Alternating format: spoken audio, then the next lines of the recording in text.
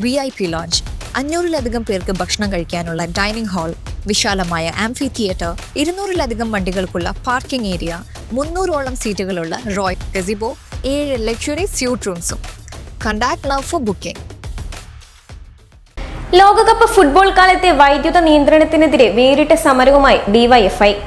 Chalissery KCB ഓഫീസിന് മുന്നിലായിരുന്നു സമരം സംഘടിപ്പിച്ചത്.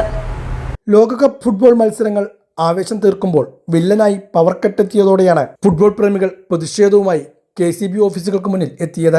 കഴിഞ്ഞ ദിവസം ചാലിശ്ശേരി KCB ഓഫീസിന് മുന്നിലും വേറിട്ട പ്രതിഷേധമാണ് നടത്തിയത്. ലോകകപ്പ് ഫുട്ബോൾ മത്സരത്തിനിടെ സംസ്ഥാനത്തെ പവർ കട്ട് ഏർപ്പെടുത്തിയ സർക്കാർ നടപടിയിൽ പ്രതിഷേധിച്ചായിരുന്നു ഈ പ്രതിഷേധം. ഡിവൈഎഫ്ഐ ചാലിശ്ശേരി പഞ്ചായത്ത് കമ്മിറ്റിയുടെ നേതൃത്വത്തിലായിരുന്നു പ്രതിഷേധ പരിപാടികൾ നടത്തിയത്.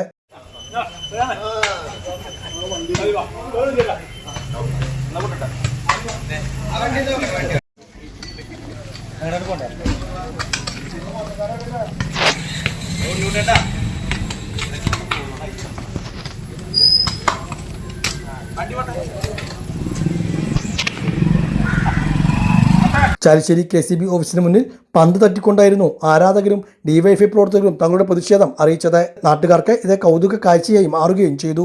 DYFI Thrithala block secretary AM Prayan പ്രതിഷേധ പരിപാടി ഉദ്ഘാടനം ചെയ്തു. ബ്ലോക്ക് സെക്രട്ടറി രംഗം ആതിര, സുധീഷ് കുമാർ, സുഖദേവ്, നിമേഷ്, അഖില, ശിവാസ്, വിജയൻ, കാസിം തുടങ്ങിയവർ പങ്കെടുത്തു. ഈ നാടിനകത്ത് വൈദ്യുതി മുടങ്ങാതെ വെളിച്ചം പകർന്ന സർക്കാരായിരുന്നു LDF സർക്കാർ. എന്നാൽ അധികാരമേറ്റ് 1 മാസം തികയുന്നതിന് മുമ്പ് തന്നെ കേരളത്തിനകത്ത് പവർ കട്ട് വന്നിരിക്കും.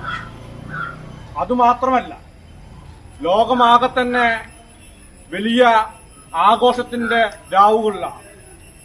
ലോകമാകെ തന്നെ ഫുട്ബോൾ പ്രേമികളെല്ലാം തന്നെ വേൾഡ് കപ്പിൻ്റെതായിട്ടുള്ള പ്രവർത്തനങ്ങളുടെ ഭാഗമായിക്കൊണ്ട് വേൾഡ് കപ്പ് ആകെ തന്നെ ആസ്വദിച്ചുകൊണ്ടിരിക്കുകയാണ്. അങ്ങനെ ലോകമാകെ തന്നെ വേൾഡ് കപ്പ് ആസ്വദിച്ചുകൊണ്ടിരിക്കുന്ന സമയത്താണ് കേരളത്തിനകത്തെ ഫുട്ബോൾ പ്രേമികളെ വേൾഡ് കപ്പിന് ഏറ്റവും കൂടുതൽ ആഹ്ലാദിക്കുകയും ആനന്ദിക്കുകയും എല്ലാം തന്നെ ചെയ്യുന്ന ആളുകളാണ് കേരളത്തിനകത്തെ മലയാളികൾ എന്ന് പറയുന്നത്. ഫുട്ബോളിനെ അത്രമാത്രം നെഞ്ചോട് ചേർത്ത് പിടിക്കുന്ന ആളുകളാണ് കേരളത്തിനകത്തെ മലയാളികളായിട്ടുള്ള ഫുട്ബോൾ പ്രേമികൾ. അതെല്ലാം തന്നെ നാം നിത്യവും കണ്ടുപോകുന്നതാണ്.